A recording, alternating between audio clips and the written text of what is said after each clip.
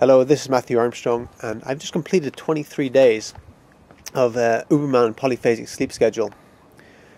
Pretty amazing, pretty amazing. I haven't been perfect, but I've been roughly getting 3 hours sleep in any 24-hour period. Sleeping 20 minutes every 4 hours consistently. So getting no blocked sleep. So it's been incredible.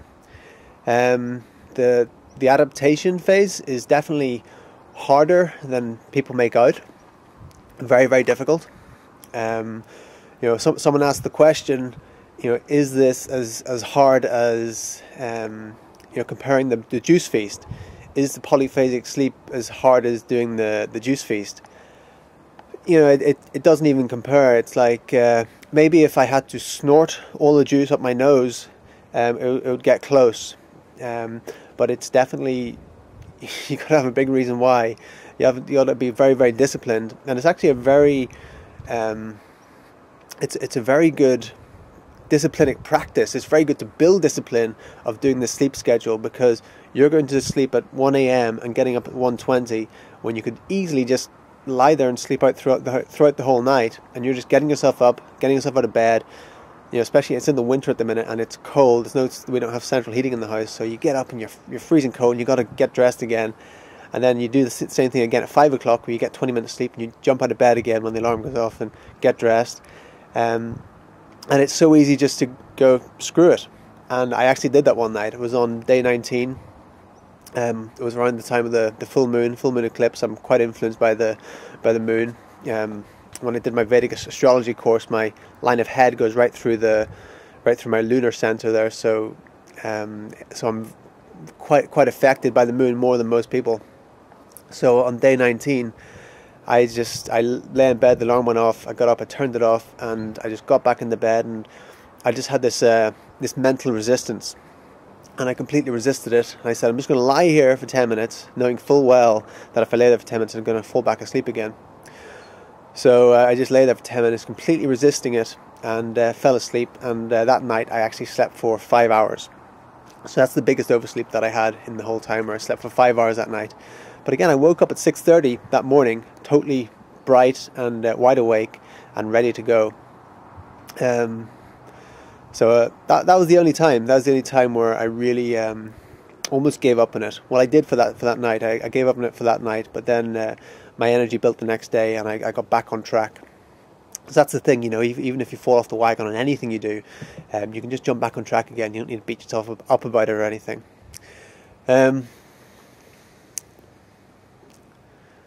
It's resistance, It's whenever we wake up in the morning and we know we should get out of bed. We know, it's bright outside. We could go for a run. We could go and do anything.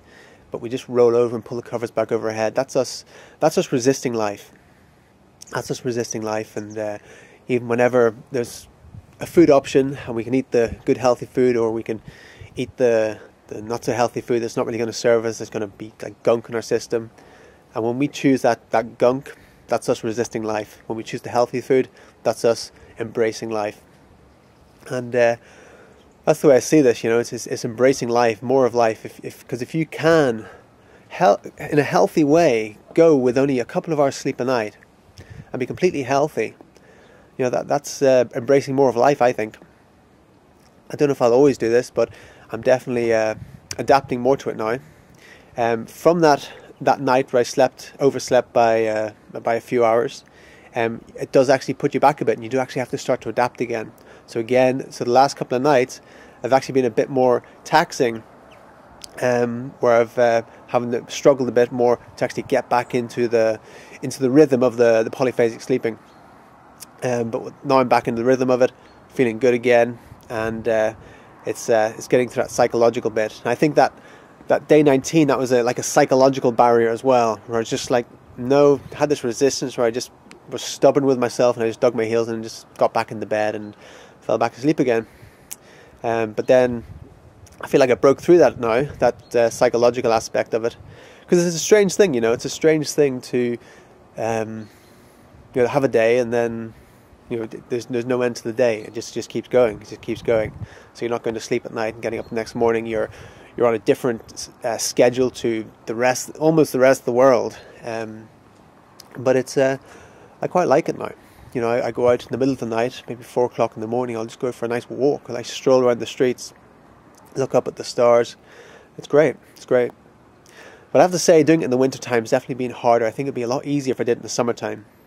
Getting up at night time when it's cold, getting dressed again takes about 10 minutes to get warmed up. And that has made it a little bit more challenging, but at the same time, it's character building. So another thing that people were saying was, you know, if you do this, your health is going to suffer. You know, everybody needs sleep, and absolutely I agree. And if you look at the previous videos that I did about this in this series, you'll see what I've said about, you know, how you adapt to it, and you go into REM sleep straight away in the 20 minutes. But what's pretty amazing as well is my health is that I have been, you know, training, doing muscle type training, weight training, and my strength has been increasing, and my gains have been increasing, and my muscles have been growing while doing this. So that's also a testimony that, you know, this does work and is effective. Has my health suffered in any way?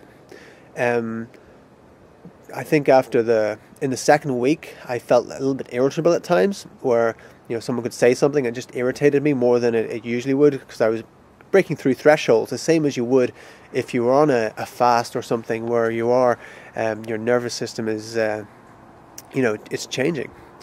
Other than that, the only physical symptom that I had was I had some like water retention down around my shins and my ankles, and I've never had that in my life before, so that was a strange thing for me to have. But I put that down to when I was having my naps, I was keeping my socks on, so I was never really giving my feet and my shins, everything, a chance to breathe and to everything to flow. So once I started taking my socks off for my naps, and then I was also raising my legs up on some pillows, because I'm vertical more of the time, where usually we're horizontal for 8 hours of the day in any 24-hour period, where I'm only horizontal for 2 hours, 3 hours max. So that does have a bit of an effect, and you have to adjust to that. So what I was doing was, when I was lying down, I'd put some more pillows down, raise my legs up on that for my sleep, and that would allow the drainage to happen. So now that has cleared up, and that's been about it. Everything else has been good. So yeah, I'm going to keep going with it. Definitely going to keep going with it. You know, they say it takes 21 days to get a habit going, and it's definitely been like that. It's been that the first 21 days is definitely tough, and now just really imprinting this habit over the next week now. And I think after 30 days, I should really have it down and be in a place where I'm very, very productive as well. Because most of the time I'm fairly productive, but there's been a few nights where I've just been really, really tired and not been that productive. But now I think I'm pretty much through that. You know, if you go your whole life monophasic sleeping, and then you try and go into this, you can't expect to adjust in a few days. And I think that's maybe where a lot of people do actually fall down on this, is where they think they're just going to adjust in 5 or 6 days or something like that. And I've actually seen YouTube videos where people have put up and they've been very gung-ho about it, and after 7 days they've said, that's it, I've adjusted to this sleep schedule. And then you never see another video from them again, because you feel like you've adjusted, but then suddenly another wave hits you, and it can knock you down if you're not ready for it. So yeah, it takes a while. So if you're going to attempt this, just be prepared for it. You know, it's not easy. It takes a lot of discipline. It takes a real warrior spirit for you to just go and just jump out of bed at 2 o'clock in the morning when you've only had 20 minutes sleep and you're going through some sleep deprivation. You know, that takes something. You know, you really have that warrior spirit to do that. So you develop that by doing it. So it really is character building for sure. And it's very, very interesting. You start to see things in a different perspective when you're living like this. That's it. So I'll keep you updated, let you know how it goes. It's very, very interesting. So if you are going to do it, just be prepared for it. You know, be prepared to have some nights of suffering for the first 3 weeks. And I don't know. You know, if I'm still only on day 24, so we'll see how it all pans out. Might get easier, might get harder, but from what I've seen, where people who have been really successful at it, from now on, it starts to get a lot smoother. Okay, so my name is Matthew Armstrong. Chat to you next time.